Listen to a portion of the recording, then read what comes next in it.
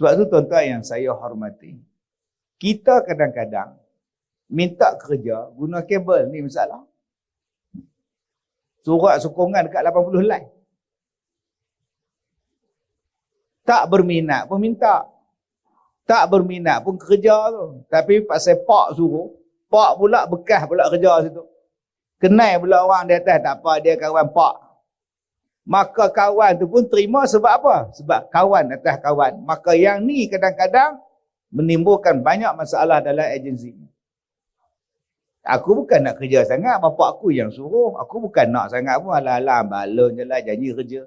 Yang ni yang tak ada KPI ni tuan-tuan.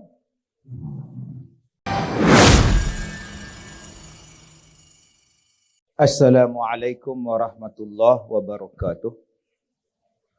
Tidak sempurna iman bagi seseorang yang tidak ada amanah kepadanya dan tidak ada sempurna agamanya bagi orang yang tidak setia terhadap janjinya. Tuan-tuan yang saya hormati, kalau orang sebut tentang KPI, itulah hadis yang menunjukkan tentang betapa pentingnya KPI.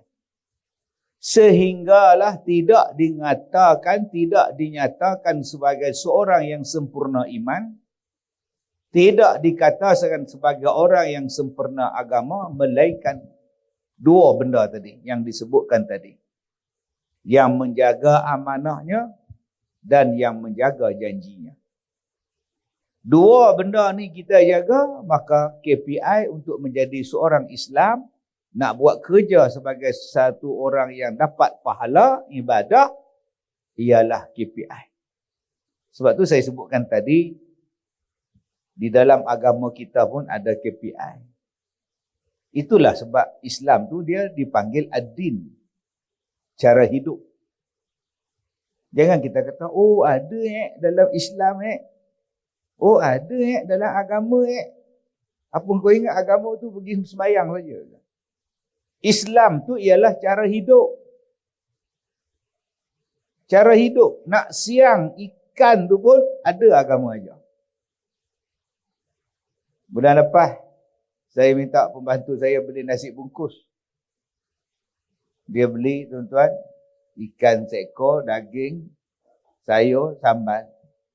Saya pun nak makan ikan tu. Bila nak makan, rupa-rupanya ikan yang digoreng tu tak bersiang. Saya panggil, macam mana kau beli ikan? Aku tak nampak ke isi ikan dia bersiang ke? Tak ada. Oh, tak ada, tak saya ambil. Bayangkan tuan-tuan, berapa banyak orang yang makan ikan tak bersiang. Dia kata, Ustaz, saya setiap hari makan. Ikan apa? Ikan bilis. Ikan bilis tu dimaafkan. Pasti mata biru ke, mata hijau ke, lantak kau lah ikan bilis. Ni masalahnya bukan ikan bilis. Ikan termenung, ikan terduduk, ikan tercungap ni. Besar gedabak ikan dia. Disiang-siang dengan taik dia sendiri. Sampai tahap yang itu pun agama Islam ajar. Masuk dalam tandas pun Islam ajar. Cara nak gunting misai pun Islam ajar. Takkan Islam tak ajar dalam banyak benda yang lain. Sebab hari ni ada orang ingat Islam ni macam bodoh. Macam bodoh lah. Dia ingat Quran tu macam bodoh. Penemuan apa orang? Quran ceritakan benda-benda ni beribu tahun yang lepas. Yang kau tu yang baru jumpa. Ada yang kata kami nak duduk di planet Marikh. Kenapa nak duduk di planet Marikh? Dia kata di Kuala Lumpur Jam. Shah Alam pula banjir kerap macam tu. Ada cadang nak pindah ke planet Marikh. Ada tanah lot sana, ada. Simen nak angkut macam mana? Bata nak angkut macam mana? Cakap tu senang. Cakap senang. Manusia dijangka boleh melancong ke bulan lagi 50 tahun. Ada bilik tidur. Besi nak cari di mana? Simen nak buat rumah tu buat di mana? Bata tu ada ke kilang bata di bulan tu? Tiba-tiba bercakap, 2 orang billionaire India membeli tanah lot untuk isteri mereka di bulan. Astaghfirullahaladzim. Lama dah Islam cakap tidak ada kehidupan di sana. Quran cakap 1400 tahun lepas. Yang ada kehidupan macam kita ni hanya di bumi. Walaqad makkannakum fil ardh wa ja'alna lakum fiha ma'aish qalilan ma tashkurun. Dan sesungguhnya kami tempatkan kamu di bumi dan di bumi sahaja ada kehidupan. Tetapi sedikit daripada kamu yang bersyukur. Dah. Kita hari ni percaya pada NASA. Mereka dah berjaya jumpa air di sana lah. Jumpa ada rumah di planet Marikh lah. Pergilah. Quran beritahu kita lama lah. Tak ada kehidupan. Yang ada kehidupan macam kita ni. Dan kita ni hanya boleh hidup di bumi. Dah selesai masalah. Jom majukan bumi. Jom hidup dengan cara yang teratur di atas muka bumi. Jom hidup dalam keadaan menikmati alam yang Allah Ta'ala ciptakan kita di bumi.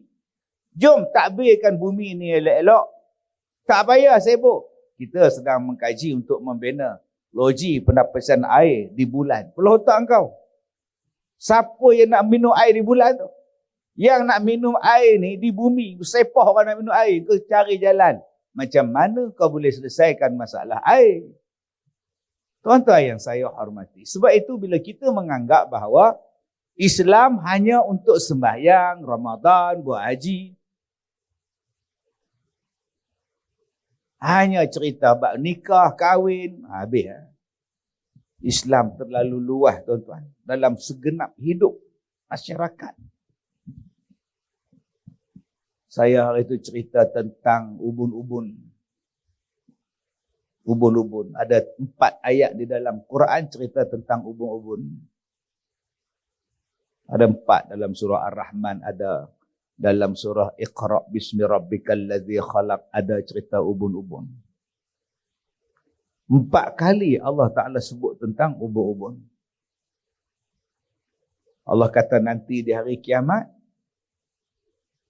fa'in yantahilan anasma'an bin nasiyah, nasiyatin kadhibatin khati'ah, kata Allah. Nanti di hari kiamat kami tarik ubun-ubun kamu. Ubun-ubun yang penuh dengan penipuan. Ubun-ubun yang penuh dengan kejahatan. Yang buat jahat tangan. Yang merasuah tangan. Yang pergi tempat jahat kaki. Yang tumbuk orang tangan. Yang terajang orang kaki. Apa pasal ubun-ubun kena? Kenapa ubun-ubun yang Allah kata kena ubun-ubun? Rupa-rupanya tuan-tuan, ubun-ubun adalah tempat pusat untuk berfikir. Yang fikir nak buat jahat, yang fikir nak buat baik, di sini. Nasiyatin kadhibatin namanya. Ubun-ubun yang menipu. Mata tengok, ubun-ubun fikir. Ubun-ubun tu letak di mana? Di bahagian otak. Pakar otak yang mengkaji ubun-ubun tu masuk Islam lepas dia baca 4 ayat dalam Quran.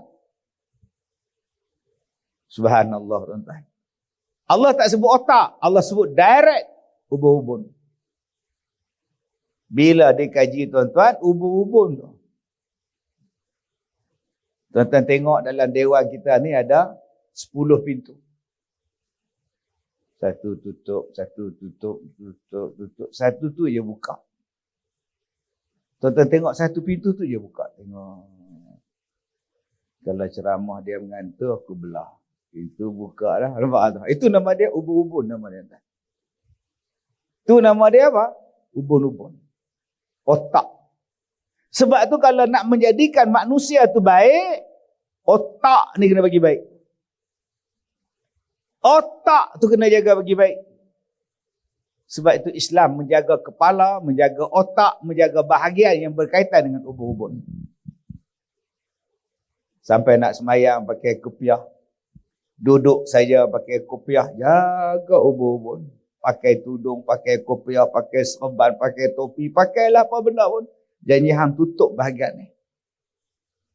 supaya mengawal kepanasan ubun-ubun, mengawal temperature dia di sini.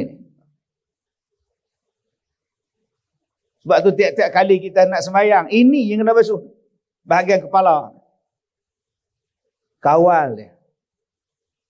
Bila yang ni okey, KPI pun automatik akan jadi okey. Tuan-tuan yang saya hormati, cantiknya Islam dia bukan sekadar hanya untuk amalan-amalan ritual sahaja, tuan-tuan. Cantiknya Islam bila kita memahami, meneliti dan mengkaji ajaran Islam. Sebab itu Nabi sebut, "May yuridillahu bi khairan faqihu fid din." Siapa yang Allah Ta'ala nak bagi dia baik, Allah Ta'ala akan berikan dia faham tentang agama. Faqihu fid din. Dia berikan faham tentang agama. Faham lain, tahu lain, berilmu lain. Banyak orang yang berilmu tapi tak faham. Dia berilmu, dia baca khutbah bagus. Berilmu dia, tapi dia tak faham. Dia tak faham. Hujan tengah lebat di luar, dengan ribut putih lagi, dia baca khutbah. Kalau dia faham, dia pendekkan khutbah. Pasal apa? Takut banjir. Pasal apa? Hujan lebat. Itu nama dia faham. Dia baca 2-3 rukun, dia cukupkan rukun, dia sempurnakan rukun, dia baca semua. Dalam 2-3 minit, Barakallahu li wa lakum bil Quranil azim. Habis. Pasal apa? Hujan lebat. Takut banjir. Nak balik, nak selamatkan apa benda. Tapi jenis yang tak faham, selagi tak habis 4 muka surat teks khutbah, selagi itulah dia tak berhenti. Sebab dia tak faham. Saya pergi ziarah mayat kubur. Hujan lebat tu. Saya tengok angin, nak hujan ni. Saya tengok Tok Imam bagus ya, dia baca talqin. Sudah saya kata. Saya kata baca Tok Imam aku nak balik, hujan lebat. Bukan wajib pun. Sebab tu dia itu sunat saja. Kalau wajib kena buat. Ni pasal sunat, lebat hujan tu saya balik. Ustaz baca aja balik.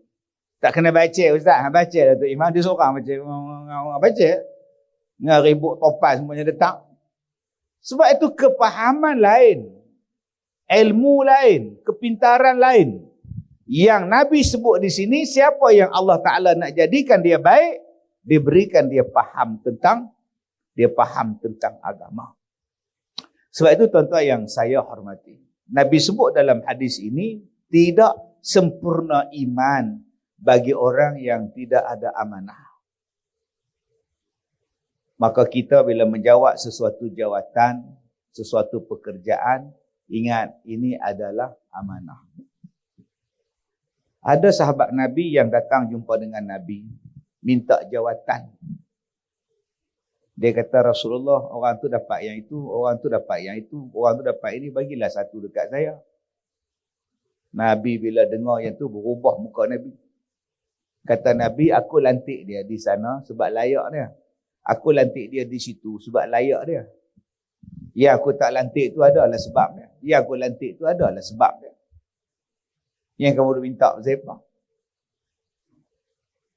Sebab tu tuan-tuan yang saya hormati, kita kadang-kadang minta kerja guna kabel ni masalah.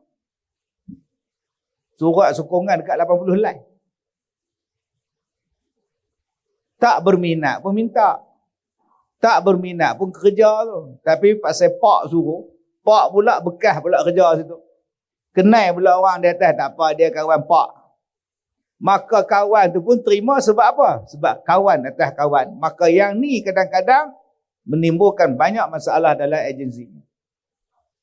Aku bukan nak kerja sangat, bapak aku yang suruh. Aku bukan nak sangat pun, alah-alah, balon je lah, janji kerja. Yang ni yang tak ada KPI ni tuan-tuan. Sebab tu kalau nak membina KPI yang bagus, masuk atas lantikan kelayakan yang baik. Minat yang mendalam. Bukan katalah aku bukan nak sangat kerja ni, tapi yelah kan, dah tak ada kerja. Balon je lah. Tapi kalau ada kerja lain, aku berhenti. Saya kalau dengar budak-budak saya cakap itu, saya suruh berhenti 24 jam. Sebab dia tak ada minat untuk jaga. Saya kalau ada budak-budak saya, mai jumpa saya, Datuk, saya bulan depan nak berhenti dah. Nak kata apa, berhenti sekarang. Berapa nak tunggu bulan depan? Bukan kena bagi notis dulu. Tak payah notis-notis dengan aku, hang balonnya berhenti. Pasal hang tak ada hati dah, nak kerja apa lagi? Hang ambil gaji, hang belah. Kalau hang nak berhenti pun tak payah bagi gaji, tak mahu tak apa, silakan. Sebab saya nak orang yang duduk di jabatan saya, yang duduk di sekolah saya, yang duduk di bawah saya, ialah orang yang ada perasaan untuk jaga sekolah saya, jaga orang tua-tua saya, jaga program-program yang banyak. Kalau tak ada perasaan, pergi cari tempat lain. Macam mana kita nak membentuk KPI, tuan-tuan, kalau hati dia tak bersungguh? Macam mana kita nak bentuk satu indeks yang terbaik kalau hati dia tak ada dalam tu? Hati tak ada. Bila hati tak ada, macam mana? Rumah tangga pun jadi tak bahagia kalau hati tak ada. Masak ala kadar. Ini je aku bagi makan, laki kamu boleh ha? Lantak dia dah, mak. Kalau tak sedap, pandai-pandai lah dia cari kedai mamak. Hati tak ada. Kamu tak tidur ke dengan laki kamu boleh ha? Malas lah, mak. Betul. Bila nak dapat indeks isteri soleha? Takkan dapat. Sopalah dengan suami pun. Nak dapat KPI, suami soleh lagu nak. Pukul 2 pagi, duduk kedai lagi, tengok bola. Sebaik AFF dapat start 8.30, awal sikit. Tu pun balik maki-maki. Referee batalkan 1 gol. Yang tak ada kena mengenal dengan dia, maki. Dengan isteri kena maki sekali. Masalah kamu di luar, pasal apa yang kamu bawa balik pada isteri kamu di rumah? KPI apa? Allah kata wa'ashiruhun bil ma'ruf. Layan isteri dengan cara yang baik. Bagaimana yang dikatakan layan isteri, mencampuri isteri dengan cara yang baik?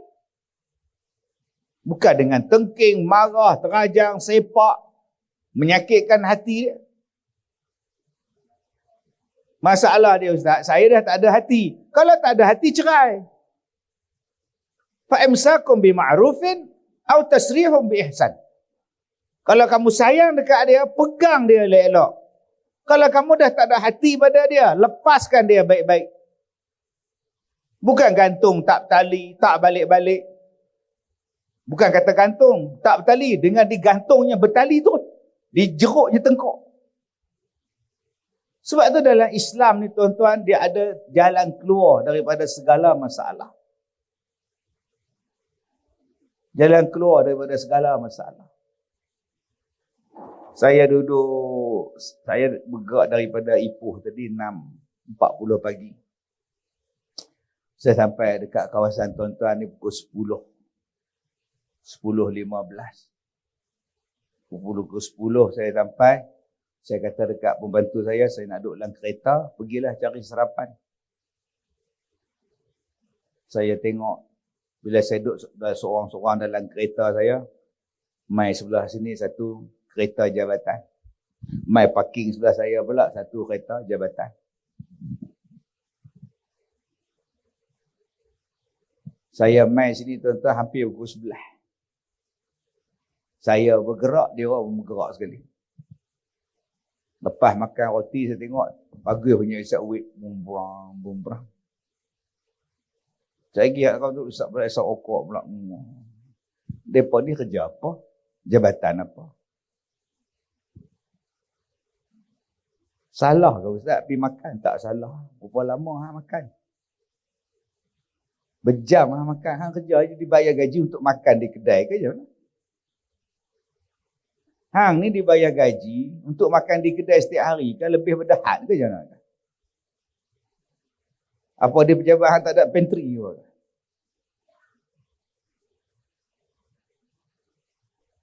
Penuh hak masyarakat, rakyat yang duk kata, duk tunggu.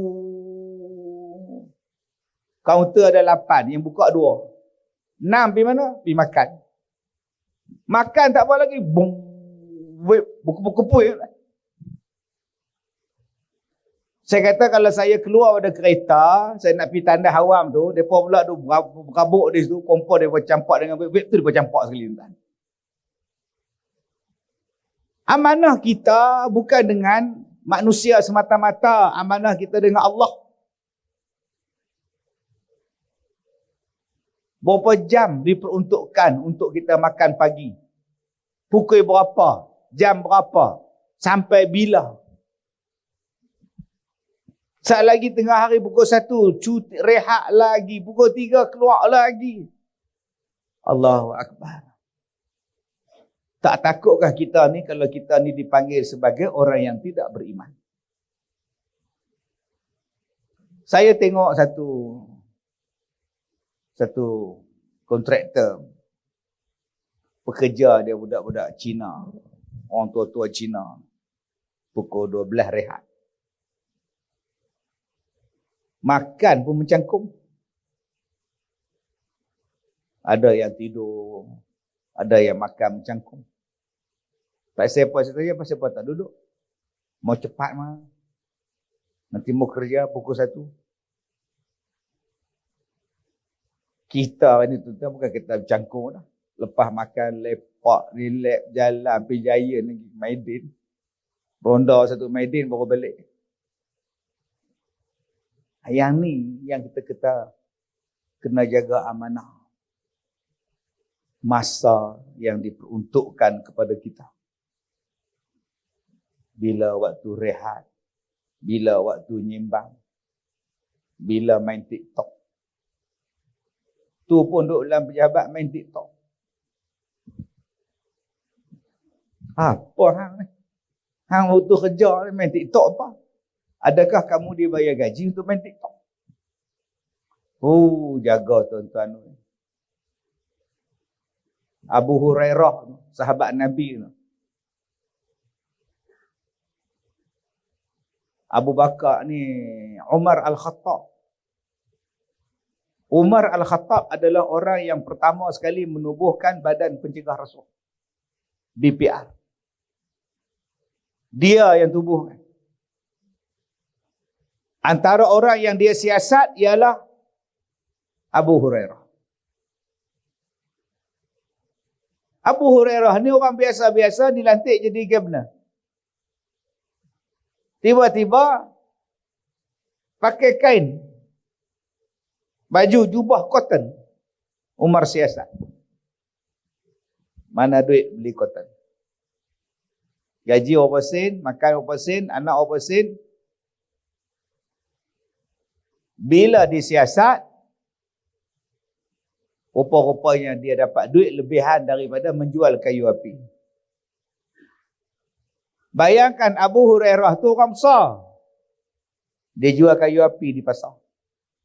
Untung jual kayu api, beli baju. Umar pula siasat. Bila Umar mati, naik Usman bin Affan nak nanti jadi, nak teruskan dia punya jawatan. Tak mau. Abu Hurairah kata tak mau. Aku disoal oleh Umar sahaja pun aku dah takut. Bayangkan kalau aku disoal oleh Allah di hari kiamat. Biarlah aku cari syurga dengan jalan lain. Dia mengajar orang sampai dia mati. Dia punya tak nak jawatan tu. Dia kata aku kena soal dengan Umar pun aku tak boleh jawab. Bayangkan Allah soal aku. Hanya kerana jubah daripada kain cotton sehelai. Sebab tu bila sebut tentang jawatan, bila sebut tentang amanah, jaga sungguh tuan-tuan. Takut kita tengok ni di hari kiamat. Nak jawab apa tuan-tuan dengan amanah, baik amanah pekerjaan, baik amanah kepercayaan yang kita sebut tadi. Ahidalah. Amanah janji. Aku janji. Kita pernah beraku janji. Perjanjian kita menyimpan kerahsiaan.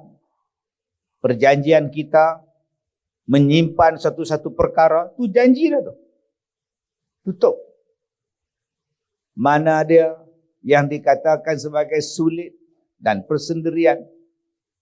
Mana dia yang kata minit mesyuarat. Mana dia yang kata yang ni. Aku dah janji dah. Sampai Nabi kata tidak sempurna agama seseorang sehinggalah dia menyempurnakan janjinya. Subhanallah, Masya Allah. Saya ni bersyukurlah tuan-tuan, tak jadi pegawai kerajaan. Kalau tidak jenuh. Jadi pegawai kerajaan pula jadi penceramah. Kamu pegawai kerajaan, tapi kamu banyak ceramah. Pagi kamu ceramah, malam kamu ceramah, petang kamu ceramah. Kerja kamu apa? Nak jawab apa dengan Tuhan? Orang panggil ceramah, orang bagi sagu hati pada kamu. Gaji kamu ambil, sagu hati pun kamu bedai, bercerita. Nak jawab apa? Cik baik saya bukan kaki tangan kerajaan. Itu saya masalah. Yang kawan-kawan dalam pejabat duk tengok dia pergi ceramah. Kita buat kerja. Nampak? Begini tengkuk kawan sebelah. Lama-lama lose. Sebab tu kita ada pilihan dalam hidup. Kalau kau nak concentrate yang mana? Nak jual kek lapis atau nak jadi pegawai kerajaan? Kita ingat dalam beg dia file ke apa bala kan. Rupanya Allah. Yang ni kek 6 lapis. Ni 5 lapis. Ni 4 lapis setengah. Offer untuk Ramadan yang akan datang. Berniaga pula dah. Tak beli kawan kita. Bila beli lagi seronok pula dia berniaga. Kita ni nak support kawan sahaja. Dia pula tak sangka bulan ni jualan 20 keping. Bulan depan. Oh, dia anggap satu pekerjaan dia pula dah tuan-tuan. Sebab itu berhati-hati sungguh dengan amanah yang Allah Ta'ala bagi pada kita. Jangan gunakan apa-apa kelebihan yang ada pada kita ni untuk meraih kepentingan peribadi pada diri kita. Itulah amanah. Saya tengok baru ni Presiden Uruguay. Presiden pergi hospital beratur ambil nombor giliran. Presiden Uruguay ni dia melancarkan satu polisi, tidak ada siapa-siapa yang lebih daripada orang lain. Hang presiden sekalipun pergi klinik ambil nombor giliran, ting tong pergi masuk. Selagi tak sampai nombor tu, hang duduk diam-diam tu. Itu presiden tak menggunakan apa yang ada pada dia untuk kepentingannya. Masya Allah. Macam Rasulullah sallallahu alaihi wasallam. Dia Nabi. Nabi kata, engkau buat ini, engkau buat ini, engkau buat ini, engkau buat ini. Aku buat yang ni. Dia buat. Nabi pergi cari kayu api. Engkau buat kerja ni, engkau buat kerja ni, aku buat kerja lain. Nabi Muhammad korek parik tuan-tuan. Diikatnya batu, diletak je dekat perut Nabi. Diikat dengan batu. Pasal apa? Pasal dah 2-3 hari tak makan. Makanan tak ada, nak mengelakkan lapar, Nabi ikat dengan batu pada perutnya. Dan buat kerja sama dengan orang lain. Tuan-tuan tengok kepada Umar Al-Khattab radhiyallahu an. Orang lain tidur, malam-malam dia buat kerja.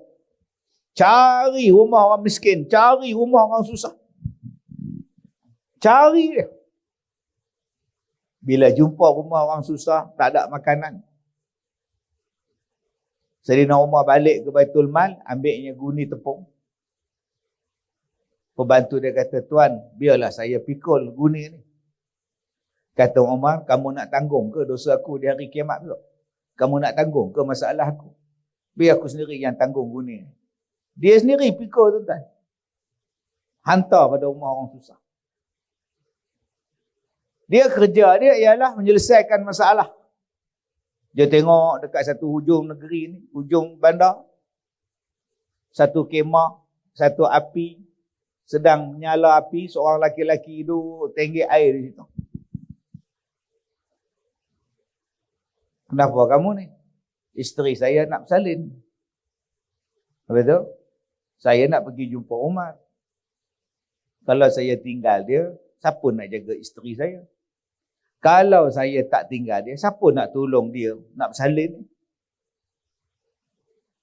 Menung dia tuan-tuan. Sayyidina Umar kata tak apa, tunggu sekejap.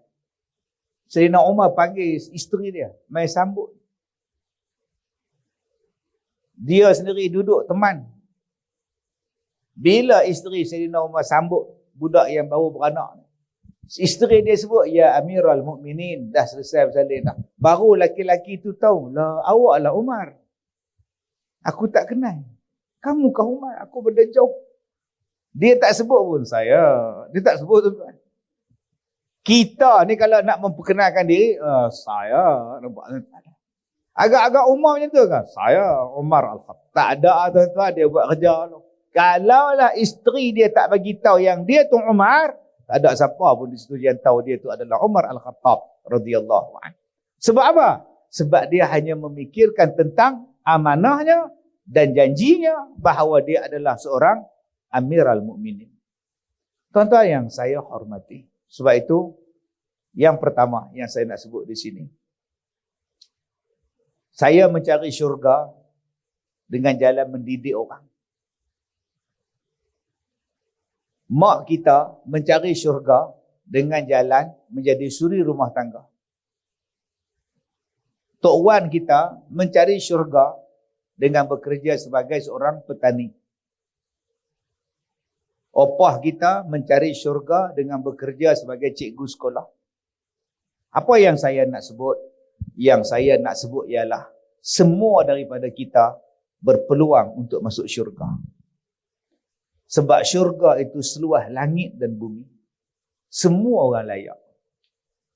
Jangan kita kata yang layak ni hanya tu imam.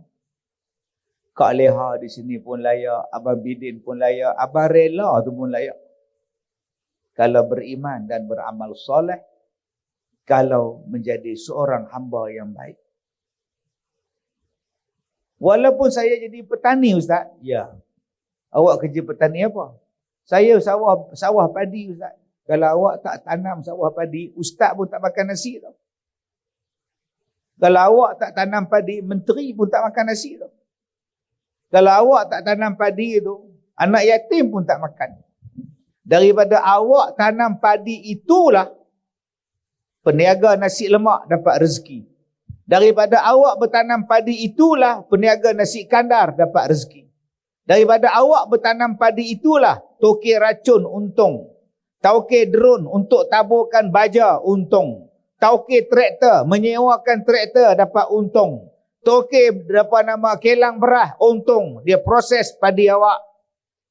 Tokek yang mengeluarkan plastik berah pun untung sebab dia proses berah awak.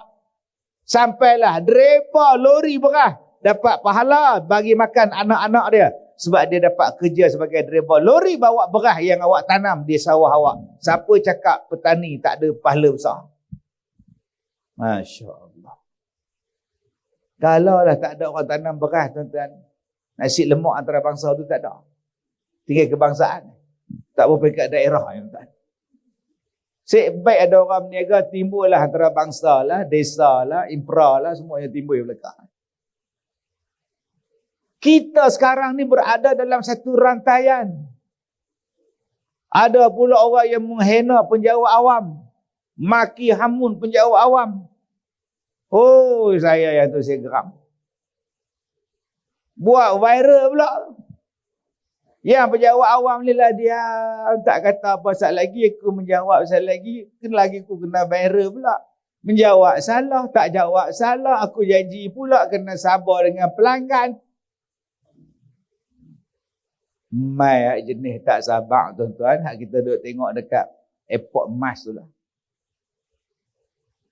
This is not my problem, this is your problem. Pom gaduh. Nganga. Kena tengking sekali. Ni hak semalam pula, driver bas apa. Dia suruh Tok Arab tu keluar. Tok Arab tu naik bas, kaki Tok Arab tu duduk atas kepala dia. Mai sila panggung, kaki duduk lagu tu pula lah. Yang driver bas duduk tengok kaki Tok Arab dah ni. Berhenti driver tu.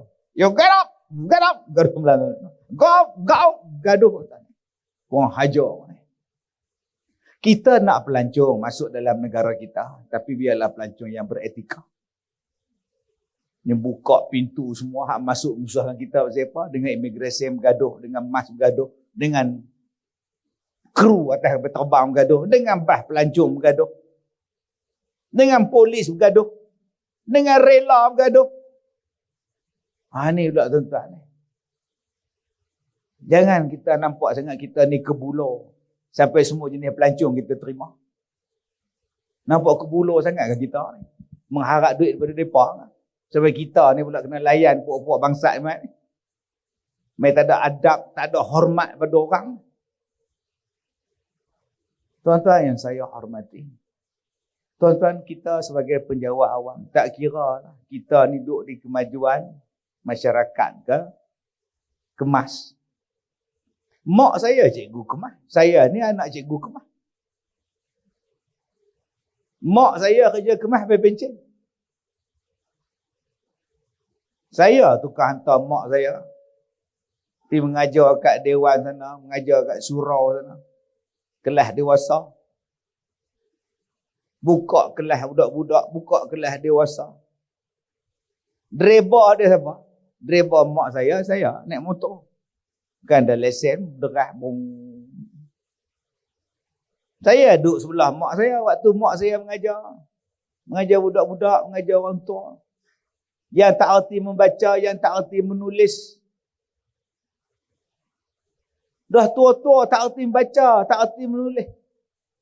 Mak saya duduk ajar ngongah, saya duduk tengok. Kadang-kadang, mai saya ajar, senang. Kalaulah tak ada guru kemas ni tuan-tuan, tak kemas kita. Masing-masing ada sumbangan dia. Sebab itu menjadi suatu kebanggaan pada kita. Bila kita pakai uniform, pakai baju korporat, tulis pula di sini, Jakwa. Nama Mukhlis. Oh, bangga. Yang tak apa seronok bila tulis kat belakang jaket. Tulis ni. Akademi Latihan Pertahanan Awam. Hak sembahyang tu tengok Akademi Pertahanan Awam. Apa benda? Oh, pakai tak khusyuk pula sembahyang tu. Sebab tu kalau sembahyang janganlah duk tulis-tulis kat jaket, kat baju. Tak khusyuk orang sah belakang. Nombor 7 pula. Allahu Akbar, bismillahirrahmanirrahim. Ronaldo, aduh, aku Messi pula dia ingat tengah sembahyang. Mampu tak? Sebab tu bila kita ada sembahyang, biar baju tu kosong. Tuan-tuan, saya sebutkan, kita sekarang berada pada jalan yang Allah tentukan untuk masuk syurga. Sebagai apa? Sebagai anggota rela.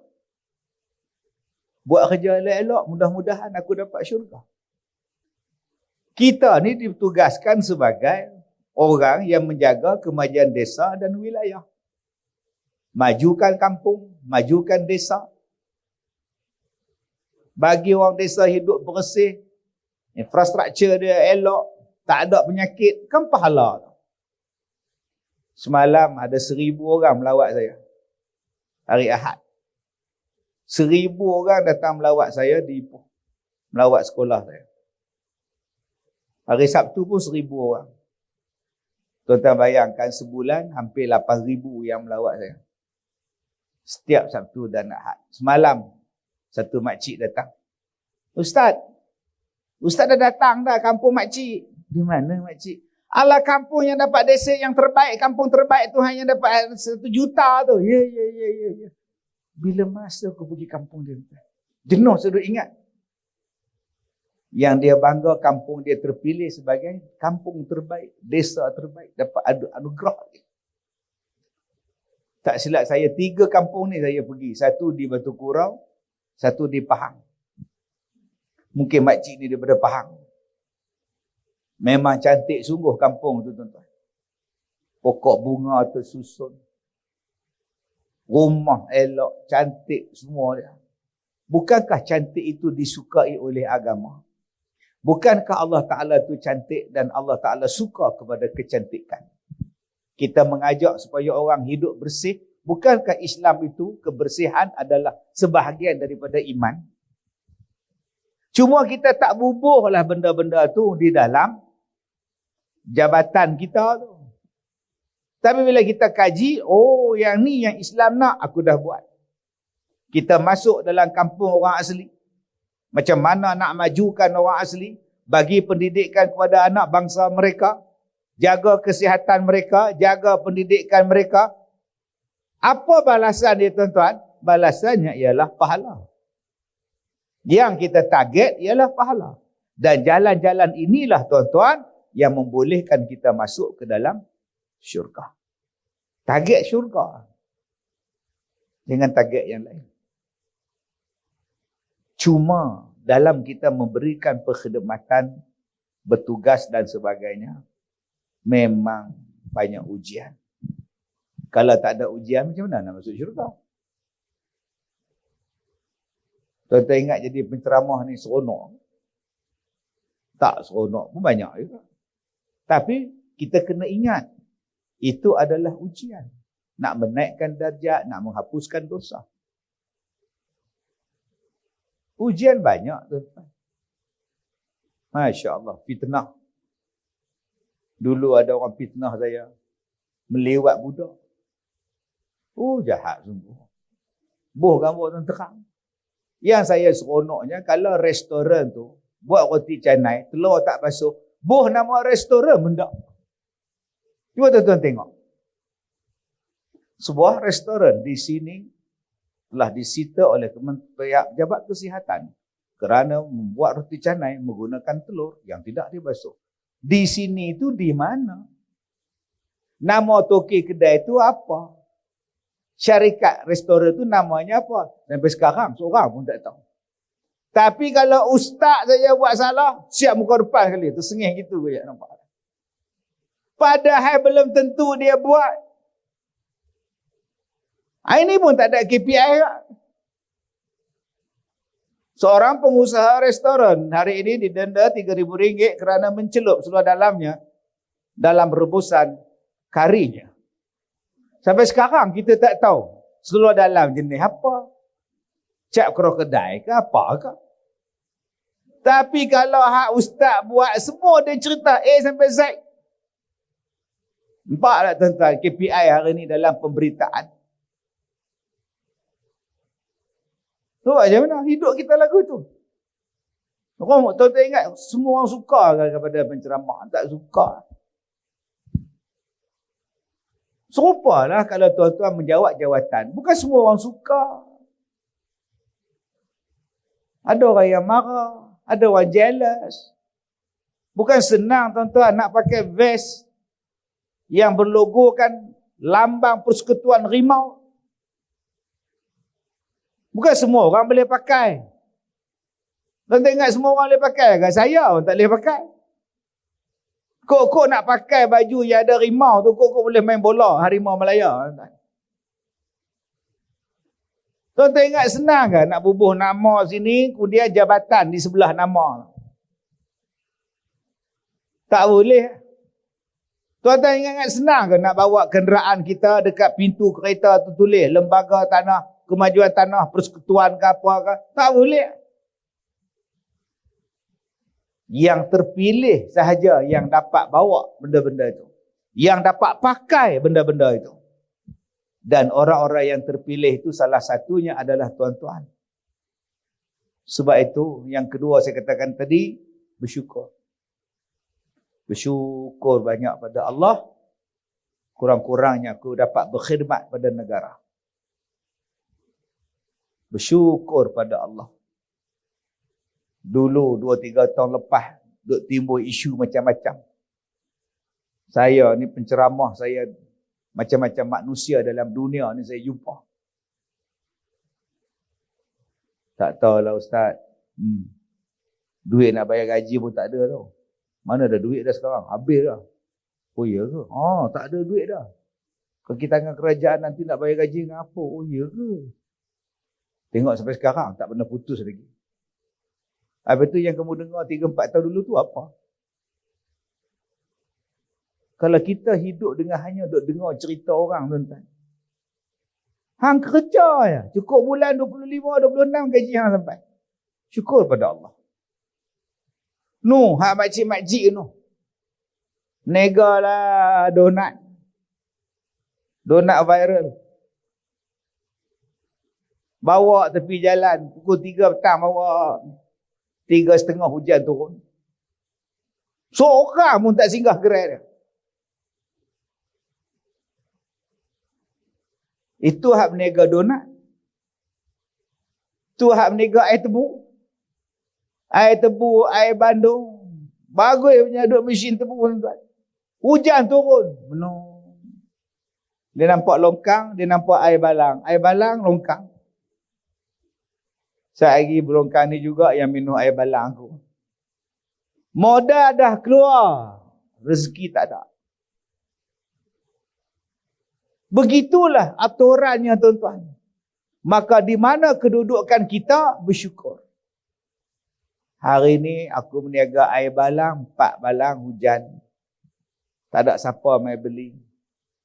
Allahu Akbar. Sabar. 2 hari lepas tu, sekolah panggil. Abang, buat kat sekolah saya, berapa ratus orang, saya sponsor abang pergi minum. Allah cover balik yang hang tak boleh berniaga hari tu. Allah bagi rezeki masing-masing. Maka kita tak payah nak jealous dengan orang, kita tak payah nak kecil hati dengan orang, yang kita kena jadi adalah hamba Allah yang bersyukur. Ada pekerjaan untuk aku. Ada rezeki untuk aku. Dan insya-Allah kalau aku ada pekerjaan, saham aku pun tinggi. Insya-Allah aku kahwin. InsyaAllah ada. Ada. Leha oi. Ada orang nak minang anak kau. Siapa? Anak Haji Usuk Ujung tu. Yang mana? Yang kerja Jakwa. Nampak tak? InsyaAllah ada saham cerah masa depan. Din, kau kalau nak menikah, ambil anak Haji Din, Haji Mat. Anak Haji Mat tu, dia kerja kemas. Kemas, kemang-kemang dia ada gaji dah. Kita kalau isteri tak kerja, kita aja kerja. Zaman sekarang susah, Din. Kau ada pendapatan, isteri kau ada pendapatan, okey lah. Kau nak tengok ke cikgu kemas tu? Kalau nak tengok, aku bawakan. InsyaAllah laku. Tu kedudukan. Semalam dalam 1000 yang datang jumpa saya tu. Satu orang datang. Ustaz, doakan saya dapat jodoh. Murahkan jodoh. InsyaAllah, insyaAllah kak. Kau umur berapa kak? 60. Oh. Tak jumpa lagi jodoh dia. 60. Jadi abang-abang kalau rasa nak kena maki dengan netizen, boleh ambil dia. Jadi nombor 2. Sekarang nikah 2 pun kena maki lah. Mampu tak? Heran. Aduh. Saya no komen dalam bab tu. Ramai orang tanya saya, Ustaz komen sikit. Oh, saya takkan komen. Komen mampu saya. Satu Malaysia serang tu pula. Seluruh persatuan ibu-ibu akan bantai saya. Baik saya duduk diam-diam sudah. Oh, jangan kata apalah. Baik kita cerita. Masalah referee membatalkan 1 gol tu. Lagi faedah tu. Yang tu akan sokong kita. Hang sokong dia mampu lah. Tak angkat muka dah. Allahu Akbar kabirah. Dan yang ketiga, bila kita bekerja ni tuan-tuan, jagalah amanah elok-elok. Isteri saya pun pejabat awam juga. Dia kata, abang, saya nak pencen lah. Pencen? Nak ikut abang pergi mana-mana pun nak ikut abang. Okey, silakan. Eloklah umur dia pun 55. Nak pencen apa? Kena pencen. Pencen. Tak payah ambil 58 nama. Pencen. Jom. Ikut abang pergi mana-mana. Tak percaya kat abang ke apa? Tak percaya pun satu hal ke.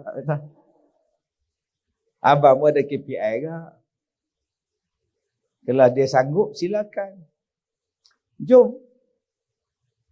Saya pun tak ingat jadual saya. Semalam saya di Ipoh. Pagi semalam saya di sekolah. Malam sebelum tu di Melaka. Pagi sebelum tu di Ipoh. Malam sebelum tu, saya pun tak ingat dah di mana tuan-tuan. Yang saya nak ingat malam ni, saya di Ipoh. Besok pagi di Ipoh. Malam besok di Alustar. Hari Rabu pagi di Ipoh. Malam besoknya di Merbuk, Kedah. Yang tu saya ingat. Kalau mama boleh ikut, jom. Kalau larat, jom. Takut mama tak larat, demam. Ke hulu, ke hilir, ke hulu, ke hilir. Dia kata mama tak larat dah. Sekolah mama tu 4 tingkat. Lift tak ada. Naik turun tangga, tak larat lah. Lagipun mama tua lah. Tak larat nak menjerit dengan budak-budak. Rasa tak mampu dah abang. Tak mampu berhenti. Pisi borang. Bagi pula cikgu yang hak muda pula ganti. Bukan susah hidup dalam dunia ni tuan-tuan. Tak susah mana yang menyusahkan kita. Yang menyusahkan kita. Saya hidup saya senang. Orang panggil saya ceramah, saya pergi. Orang tak panggil, saya duduk rumah main dengan cucu. Orang bagi sagu hati, saya ambil. Orang tak bagi sagu hati, habis ceramah, balik. Orang bagi sagu hati ceramah tak cukup, kalau jemput tak datang dah. Bukannya susah apa dunia ni. Simple pun salah. Yang tuan-tuan duk menung, pasal apa? Suami aku ni pukul aku. Suami aku ni rajin belasah aku. Minta cerai. Yang duk suar muka tu pasal apa? Kadang orang perempuan ni pergi tadah muka pula. Pukul lah. Mam dia bagi sekali. Ya aku pergi tadah kat dia tu pasal apa? Dia balon je lah. Kalau abang beradik sangat, abang pukul lah. Takat pukul tak apa lagi. Dia sebut smackdown tu. Dah tahu dia panah baran. Yang pergi menikah dengan dia pasal apa? Hidup kita simple. So jangan menjadikan hidup kita dalam keadaan susah. Kita bercinta. Satu jabatan ustaz. Dua-dua kemas. Jadi dia tengok. Okeylah, not bad lah kan. Dia pakai Myvi. Kita kalau ada Myvi, okey. Kalau ada Honda, bonus. Tapi waktu kawan tu ustaz, tiap-tiap kali kita makan macam lunch dekat situ kan, lunch kan. Semua duit saya ustaz. Kadang macam hujung minggu tengok wayang Mak Kilau itu pun saya yang bayar. Kemudian kalau hari itu dia ajak saya pergi ke Langkawi. Saya pun ikutlah dengan keluarga dia, hotel dia, mak dia, bapak dia, saya tanggung ustaz. Itu dah tunang belum? Belum, baru bercinta. Kalau bercinta pun dia dah belasah duit akak, yang akan nak nikah dengan dia buat apa? Kita ada pilihan. Suami kamu kerja apa? Biasa-biasa je. Ya. Pilot. Bagus tu. Tapi itulah ustaz. Dia ambil cuti 2 minggu. Kemudian dia bawa kapal terbang. Dia balik semalam, dia tidur 2 hari rehat, dia terbang balik. Jadi macam tak nampak keluarga ustaz. Yang kamu kata menikah dengan pilot tu apa? Dah tahu dah pilot tu duduk di langit. Yang kata menikah dengan dia buat apa? Kemudian kamu cakap, saya kekurangan kasih sayang. Menikahlah dengan orang stroke. 24 jam ada di rumah. Penuh dengan belayar, kasih sayang, perhatian. Prihatin lagi. Apa yang kita target, itulah yang kita dapat. Jangan marah lah. Tak naklah mak. Nanti dia kerja sibuk. Saya tak nak nikah dengan pilot. Dia kahwin dengan pramugari. Saya nak kahwin dengan orang daripada infra je mak. Senang mak. Selesai masalah mak. Simple. Tuan-tuan ni cikgu sekolah. Di mana? Selangor. Bercinta dengan cikgu sekolah. Bagus. Di mana? Sabah. Oh. Kalau kahwin nanti macam mana? Itulah masalah, dah minta tukar dah tak dapat. Ini PJJ lah. PJJ lah, perkahwinan jarak jauh. Atau bila jumpanya cuti sekolah je. Habis tu tak jumpa lah. Yang akak pergi menikah dengan PJJ tu kejadah apa? Apa tak ada cikgu lain di Selangor ni? Tuan-tuan, guna otak lah. Memanglah cinta, love is blind lah, blind is love kebela. Masalahnya bila masalah, jumpa saya tu masalah tu. Ustaz tolong buat sign, buat surat sikit, minta hantar kepada menteri surat sokongan ustaz. Minta, saya pula nak buat surat sokongan. Apa benda dengan hair saya pula ni? Ustaz tolong jampi ustaz, suami saya panah baran ustaz.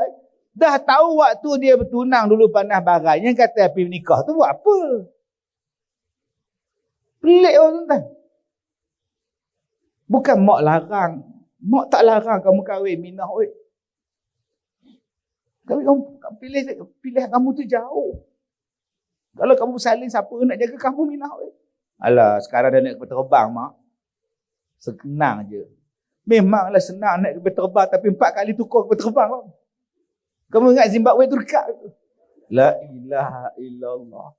Bila masalah kau menyusahkan orang lain, diri kau tu susah dan kau menyusahkan orang lain.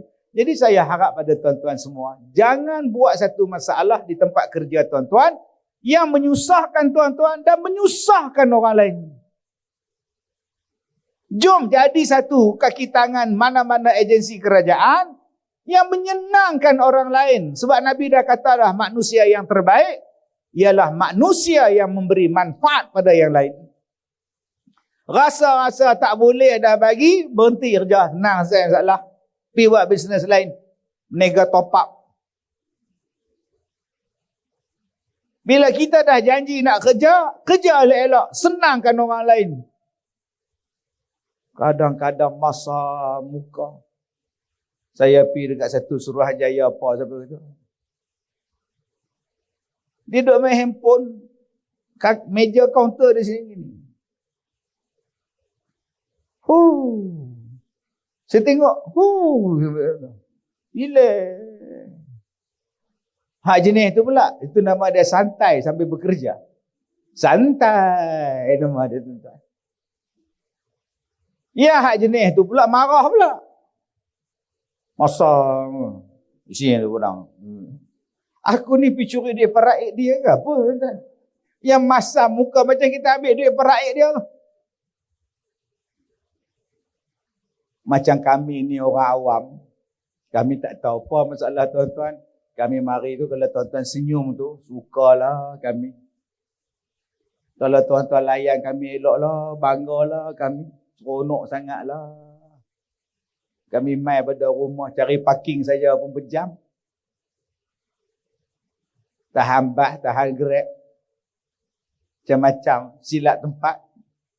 Orang kampung macam saya ni apa nak tahu. Saya mulai hari ni ceramah semua pakai blazer lah. Tak blazer pun suit, coat apa semua. Kena pakai coat lah. Sebab saya apa? Orang kampung. 2-3 hari lepas saya dijemput pergi annual dinner. Saya pun pakai style saya. Pergi, saya seorang paling selekeh. Saya tengok, oh, ni majlis pesta filem ke apa? Yang pakai kebaya, ketat, yang pakai skirt saja tak tengok membazir pula. Oh, sudah. Yang pakai bow, yang pakai tie, yang pakai aku yang boleh hodoh sekali. Saya jenis kampungan betul. Saya kata, tak apa-apa, kita masuk tandas lah. Din, masuk tandas lah. Macam mana? Yang Din pula, pembantu saya tu, dengan ketayak dia. Orang tengok ketayahan lagi orang kelak tu. Baik kita belah tu. Balik tuan-tuan malu. Orang kampung. Duduk di Ipoh, kampung Manjui pula. Pi majlis-majlis macam tu ke, tak erti apa. Macam tu lah kami ni bila pi pejabat kerajaan, bila pi agensi kerajaan, duduk ketok-ketok lagu tu. Tuan-tuan sergah kami pula. Abang rela pula sergah. Balik tu kaya tahu. Jadi kita bagilah khidmat yang terbaik pada orang yang datang, pada orang yang memerlukan, pada orang yang nak. Kadang-kadang kita berhadapan dengan orang yang IQ dia rendah. Kadang-kadang kita berhadapan dengan orang yang tak belajar, yang tak ada etika. Maka kita orang yang ada etika, layan mereka dengan cara yang baik. Ada orang yang bahasakan diri saya dengan diri dia aku. Aku. Ada yang bahasakan diri dia saya. Ada yang panggil saya ustaz, ada yang panggil saya datuk. Semalam ada orang panggil saya, bro. Relax bro. Ya bro, saya pun bro kat tuan. Maka kita layanlah orang mengikut IQ dia orang. Kalau tuan-tuan melayan dengan IQ tuan-tuan, lingkup tuan-tuan. Kalau tuan-tuan melayan orang mengikut kepahaman tuan-tuan, habis. Layan dia ikut dia. Saya ni peminat kepada Manchester United. Tiba-tiba menyembang dengan orang Chelsea. Duk cerita about Rashford lah, apa kebala Pogba patah kaki lah apa. Memang Chelsea tak suka. Nak menyembang dengan dia, kena cerita dengan dia. Chelsea sekarang siapa dia punya keeper? Shihan ke? Kena tanya tu. Barulah dia suka dengan kita. Kalau kita ni menyembang dengan orang yang suka memancing, kita kena cerita dekat dia. Aku dengar cerita lubuk ikan banyak di hujung sana. Memang sekali angkat. Ui, baru dia layan kita. Tuan-tuan pergi cerita dekat dia pula. Sebenarnya di dalam Islam ini, tobatlah tuan-tuan. Dia jahit mulut kita ke joran tu. Baik, yang terakhir. Di dalam kita nak mencari keberkatan. Nak mencari keberkatan dalam hidup. Salah satu benda yang tuan-tuan jangan lupa. Nama dia zakat. Kita dekat dah. Rejab, Sya'ban, Ramadan. Dekat dah Ramadan. Saya bila mari Ramadan ni, jantung saya ni dah duk. Ni. Sebab saya bayar zakat dalam bulan Ramadan. Kiraan zakat saya bulan Ramadan. Saya duk kira tu. Nak bayar bulan puasa ni. Sebab apa? Sebab nak berzakat. Bila saya berzakat tu saya rasa puas hati. Saya rasa lega. Saya rasa seronok tuan-tuan. Masalah-masalah yang membelenggu saya ni, bila bayar zakat tu, rasa terbit seketui. Seketui terbit lah. Baru ni wartawan mai jumpa saya 2 orang. Macam-macam benda lah. Mereka tanya kat saya isu-isu semasa lah apa lah. Ada saya jawab, ada saya tak mau jawab. Saya kena saman tak pasal. Ada yang mereka tanya, Ustaz sekarang sakit Ustaz dah okey? Alhamdulillah. Ustaz buat rawatan di mana? Alhamdulillah last buat rawatan di Madinah. Saya minum air, saya mandi air. Bila saya mandi tu, saya mandi daripada kaki naik ke atas. Saya rasa macam satu benda keluar pada badan saya. Saya lapang sangat-sangat. Air yang dia mandi tu, saya mandi tu sejuk gila-gila tu. Padahal cuacanya hampir 50 darjah Celsius di tempat yang saya pergi tu. Tapi air dia subhanallah sejuknya.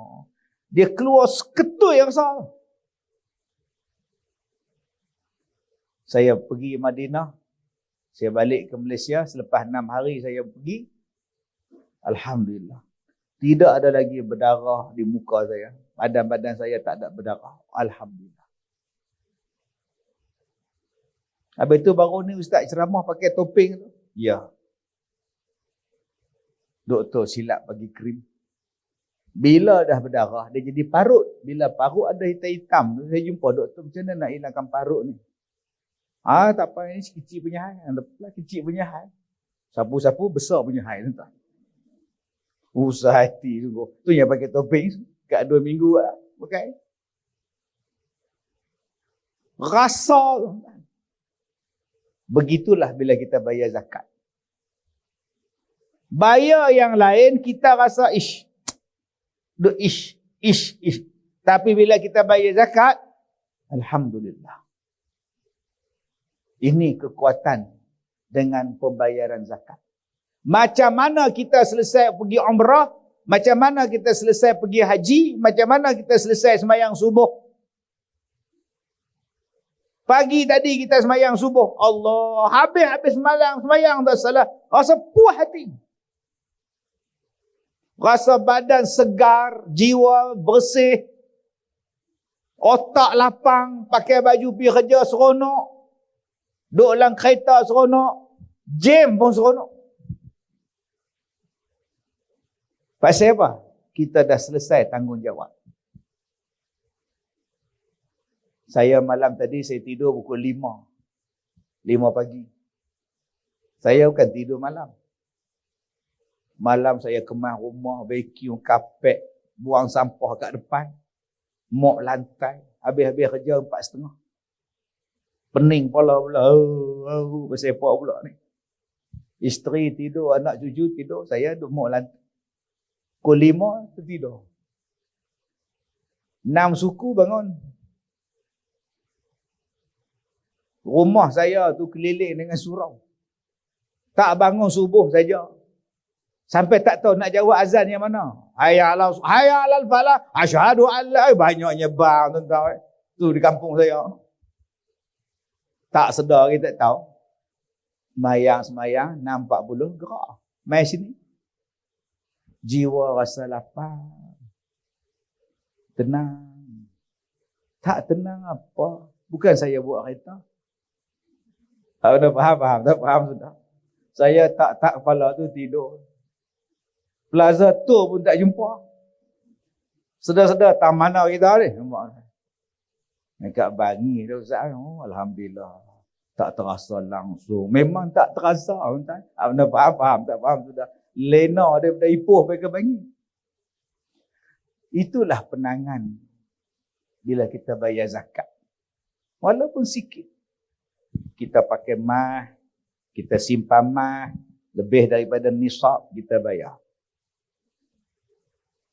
Kita main saham, simpan mah, bayar zakat. Segala beban tu hilang.